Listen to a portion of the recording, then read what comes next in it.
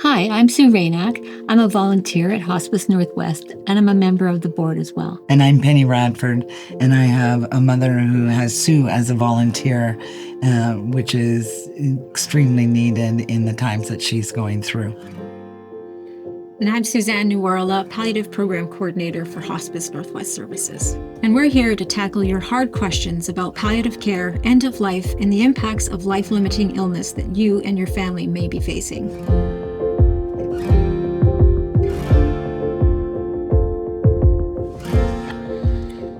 How can I maintain my quality of life as my illness progresses? Definitely. When you are diagnosed with a life-limiting illness, I think, first of all, there's a misconception of what palliative care is, right? Palliative care does not mean end of life, doesn't mean you're on the trajectory of dying. It's just a change of life. It's a different direction. It's about treatment. It's about holistic approaches. Maintaining quality of life. You're still here. You're still a person, and you still need to live your life to the best that you possibly can, and that's what palliative care is. So how do you maintain that?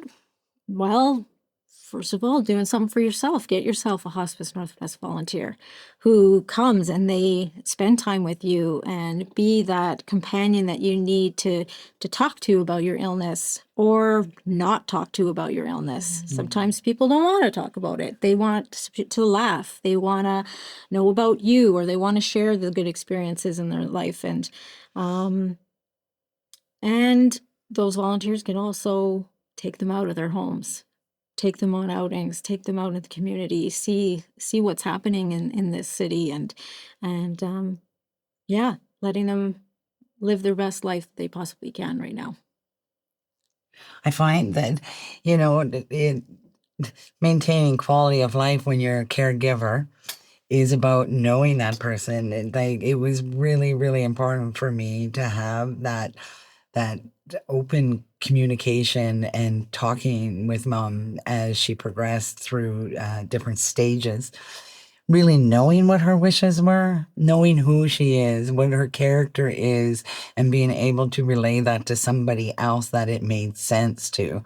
And then how do you, by believing in her, by saying what she wants is what my desire is to get. Having Sue go in is a huge thing. And Sue sending me little messages saying, this is what your mom did today. And she gave me that little smile and she did this and did that. And sometimes Sue may say something that I go, oh, that triggers me to go, okay, Sue caught something I did. Maybe I'll try that with her next time. So having that kind of teamwork with people around the caregiver that are helping, having that too, and really having Sue understand who mom is, right? So that Sue goes, okay, this makes sense now, and talk with her with that respect, right? Hospice Northwest is so good at having programs that help our clients and their families. So I think those kind of things really make the quality of life for everybody better. So it's not just the view of the client we're working with, but it's the family and the other people we can bring in that really help that to ensure that they live their life till it ends. And it's just really important. How do I know when it's time to seek palliative care services? Oh, you just said that one right immediately. I think, yeah, there's, but like you say, if you don't know about it, if you don't know that those services are available, how do you know when the time is to seek certain kinds of care if you're not clear on, you're still in shock hearing maybe if it's an imminent thing and you've got to face death coming sooner than later. It's really important to get some good information. Whereas if you're different parts of are the kind of things that Hospice Northwest presents, there's more time. And like right now, like you say, right now, but that's why it's just so important for people to understand what an organization like Hospice Northwest does, because I think when you mention Hospice Northwest to a lot of people, they think it's, well, you're dying soon. Right. And it's not that. Right. Once you're trying to understand the idea of what palliative care really is, it's not necessarily imminent. It's like as soon as you get that diagnosis, you can start a process of working with physicians and healthcare services that can help you navigate all those questions. Right. So right now is when you start. You just got to find the right people to talk to. You're supposed to do the Oh, Johnny Cat. The Johnny. What? How do I coordinate my care between different healthcare providers? Wow, you know what? How? This right here, I could write a book about. Yeah, you have to have a loud voice, but you need to have that one person, that one advocate that can do that professional speaking at the same time, giving more bearing and not, bearing to what you need and what is coming ahead of you. Because the different healthcare providers only look after that one section, where that advocate knows the whole person because you've shared with them, you've talked, they've received all the reports, they're talking to the healthcare providers. They can help you put that all together. But when it's one voice and you don't have the professional language to speak to every care provider, such as like a hospice where they have the know-how, they know where they're going, they have the connections, they know what to do, they know what you need, the next person needs, what that healthcare provider needs. Through Hospice Northwest, I think the client can have lots of questions and trying to coordinate for themselves, and the caregivers are trying to be their best advocate. Sometimes someone more objective that can help you step away from the situation, from that emotional side, to be able to rethink it and reorganize. The other thing that Hospice Northwest has that I really appreciate, and I've used myself as a volunteer, is we have a very good library of information that in all aspects, whether or not you're a caregiver or a client or a person grieving, you can come to the library and access information to start to educate yourself in the way of on your own reading books. I often say get connected with Hospice Northwest because we have many community partners that will help us navigate with you and for you if you need that assistance. So, working with many community partners, palliative care, like the Alzheimer's Society, whoever it may be that we need to connect you with to help navigate through that healthcare system is huge, and Right. it does help the caregivers, does help the client. You're already going through something pretty devastating. You want the healthcare piece to be a nice transition and a good healing piece of it all. I think it's not my turn, but I'm going anyway. So how can I plan for meaningful experiences and activities? You get to sue. You get to sue. And that is what I would say. Yeah. Because having somebody, how can I plan for meaningful experiences? It's about telling someone like Sue and Suzanne about my mom, right? And telling her, telling everyone what would be meaningful experiences, and how do you explain and to somebody where they're going to go and work with somebody and volunteer with somebody that has no language to tell you. And so how do you plan for meaningful experiences, especially when, the experience that she's having, her condition in a manner is where she forgets from day to day and doesn't have memory of a lot of things. And so how do we know it was something she likes? And it's important that Sue will say, I did this today and your mom liked that. And I'm like, what? She's never done that before. Something new. Mama's becoming a new person, right? And her new experiences and her the way things are breaking down at times for her. She becomes newer every time I meet her. So it's really important to have that other person, to have that other vision in there, right? To say, this would be meaningful now. This experience, it would be meaningful now. You know, the one we were doing last week isn't working. Like, you know, so it's important to have somebody to bounce off of and have, you know, so repetitive. Like life doesn't need to be boring. Experiences and activities are super important. Fun in life is so important, and activities. So Asking that individual what it is, what was it that you enjoyed? What do you enjoy now? And how can we make these activities still exist in your life? Maybe it needs to Right. be modified. Maybe we need to have somebody assist you with that. But again, having that volunteer there to assist them with that is huge. But at Hospice Northwest, we also have a book, and it's called Don't Duck the Conversation. And it's a great resource because that individual can put in that, use the book as a guideline to help them figure out what it is that, exactly what I said. What did they used to enjoy? What do they enjoy now? What do they want for the future? Getting all of those things in place so that they feel everything is in place and they can experience life as it is right now and not have to worry about all of those other things. So that's a great start, I think. And for a meaningful experience and activities, again, it's I don't know. It's really just doing what you can at the moment and taking in life as you can and getting connected. And that could totally mean something today and something different tomorrow, right? Exactly. Like you could go in there today and meaningful to her would be completely opposite of what you thought today, but you're going with her in a moment. And that's important. You can't schedule a volunteer to say you need to behave this way, you need to do these things. A volunteer has to have that ability, which you have, which is so, so important and loving to her, is that the moment she's in, you're with her and you accept that. You don't judge her. You don't say, well, I canceled today because we were going to do this, but it's not going to work today. She goes with it and goes with the moment, right? Of who she is right now, who she's going to be in the next 10 minutes. And that may change in the next 10 minutes and we'll go somewhere else in the next 10 minutes, right? Well, and yeah, for sure. But I think too, I think you really helped me get to know her.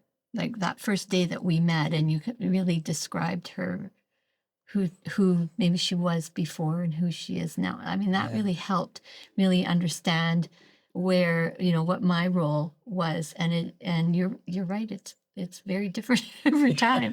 But you know, that's the enjoyable part of it. That's the meaningful part for me, because then I know that the things that I've learned through Hospice Northwest, I can apply them, and it's part of it is just a natural affinity, but lots of it is because we've had really good preparations at Hospice Northwest through all the education that we're provided with, and it makes a big difference. Almost you like doing that part. So how do I communicate my wishes to my family? I sort of went through this already. There's various ways. Have a conversation with them, sit down, have a coffee. But we also have some tools at Hospice Northwest that you can use. And that's, again, the Don't Duck the Conversation book. Pretty much goes through everything from telling them what their likes and dislikes are now, what they like to do now and enjoy to do now, all the way to, like Sue said, planning their funeral and their wishes at end of life. The other thing is, you know, advanced care planning is also very important. Right from the time that you're diagnosed with a life-limiting illness, you know, make those wishes come forward to your family. It's really important for them to know what it is that you want, because often they're struggling when that time comes. So having you write down all of those things, providing that information to the family, really allows them to enjoy their time with you instead of trying to figure that out at the end. How does the client communicate the wishes? Well, sometimes it's through the volunteer, and then in that case, I would either talk to the family or relay the information to Hospice Northwest staff, and they would help mediate and communicate among people to make sure that everybody was on board. Sometimes, though, the client will say things to me that they are never going to say to their family, and they just need to get it off their chest to somebody, and a perfect stranger like me is the one to talk to. And they tell me things, amazing things, sometimes kind of scary things and wild things, but you know what, they can't talk to their family about those things.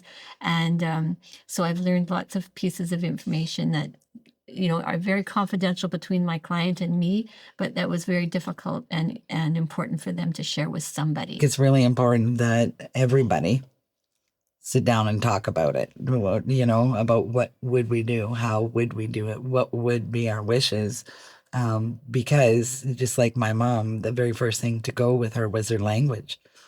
And yet here I have this woman who's very functional, but the language is gone. And it's like, okay, now can you tell me what you want? Thankfully, very, very close family. So we knew each other so well, and I lived with her to help out. And so I got it. I got, you know, what she wanted. But when you don't realize how important communication is until you lose it. How do I talk to my children about a family member's illness? Well, I am going to say that think hard first. Rehearse it with yourself. Does it make sense, right? Like think about your children and their ability to understand it. Get some professional advice. Where can they go? Who can they talk to? You know, how much do you know about the illness? What can you explain to other family members? I would hope that the health providers at that point start to give those lists. They hand you a list that says, you know, this might be something you have to explain to children. This might be, you know, but even about how do I talk to family members that just didn't believe it was happening or thought things should happen differently. And depending on the age of the child too, you know, we have a great program at Hospice Northwest called the HUG program, Help Us Understand Grief.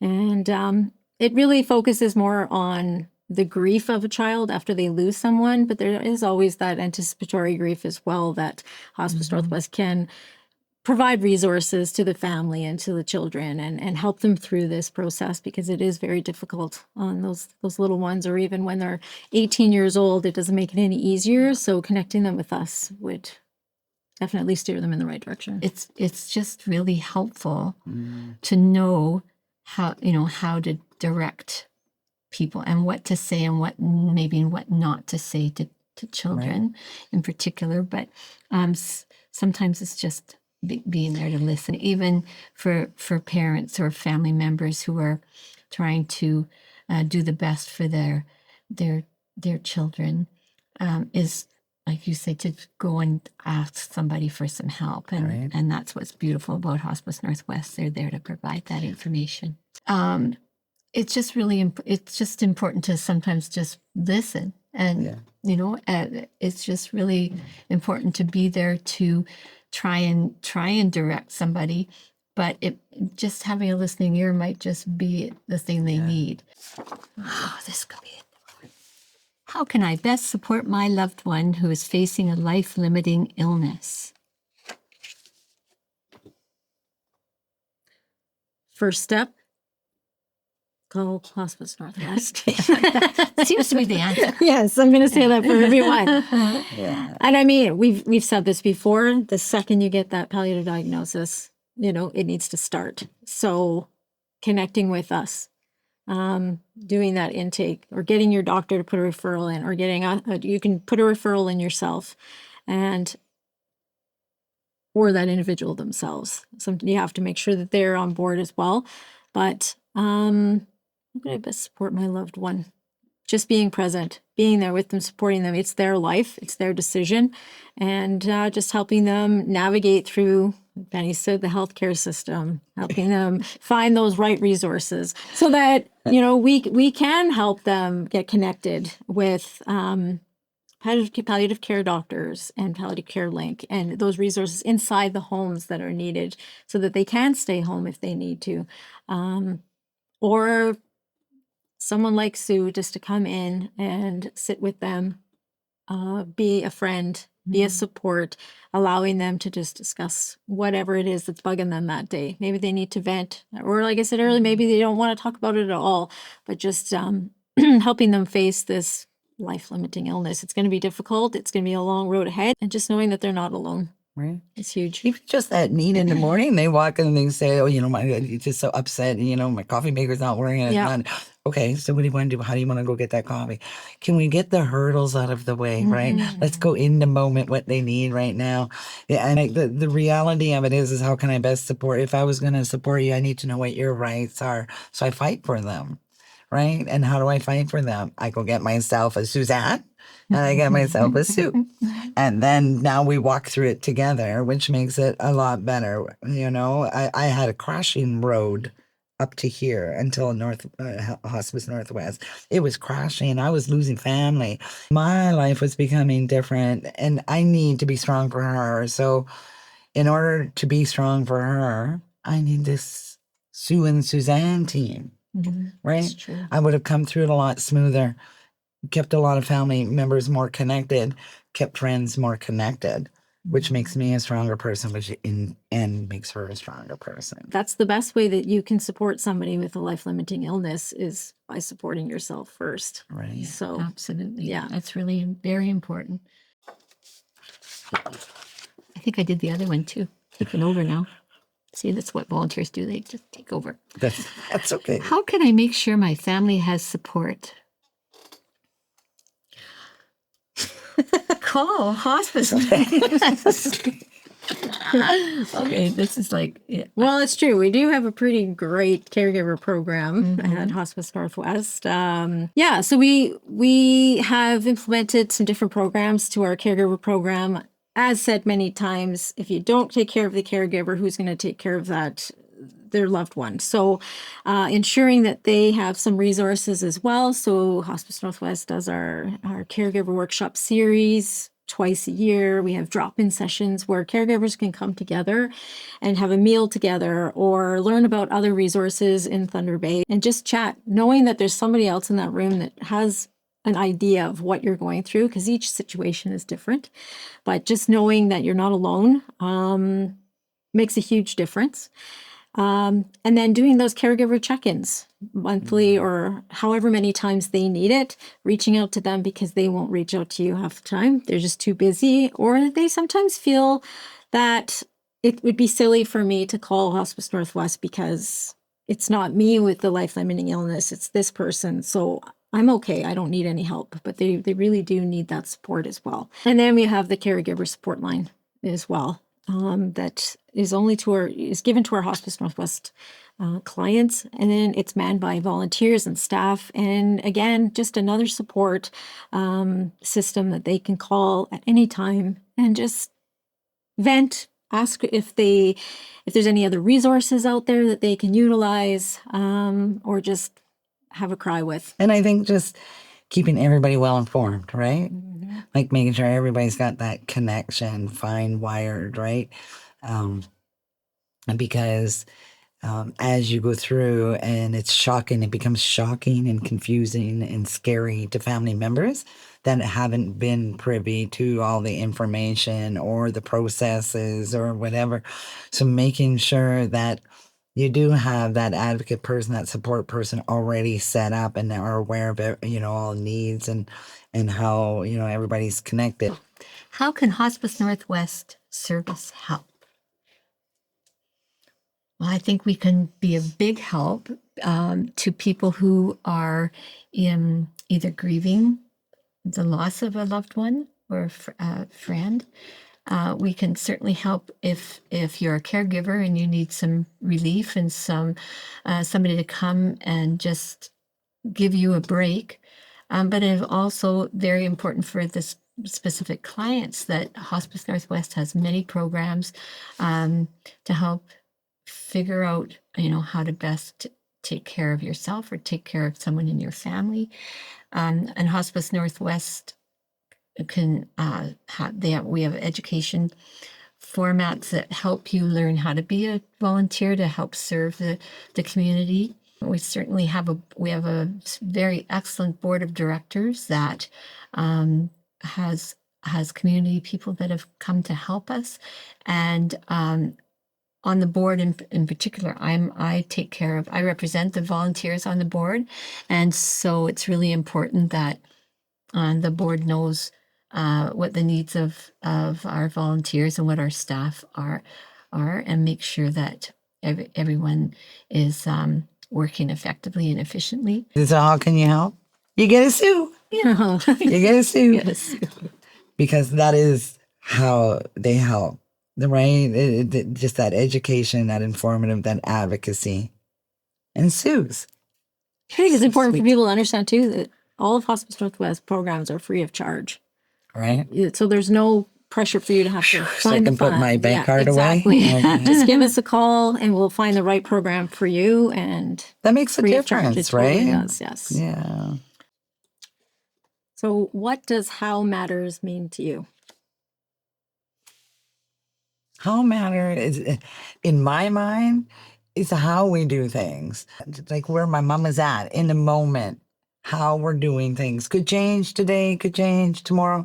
But how matters in my mind means how we do things, how we care for people the way they want to be cared for, or the family that, for in my case, where there's no language, where it's important to hear what I have to say, because how you look after my mother matters. How you do things and how you advocate for us and how you get us through the systems is important, is very important. Do you drag us through the mud during it? Do you put nails underneath us, or do you make it a smooth glide, make it easier and respectful?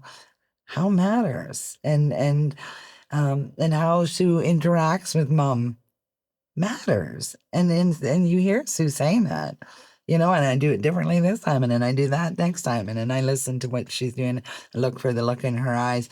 How matters, how we care about people matters. That's beautiful. Is it? It's good. Explain. Hey, how matters?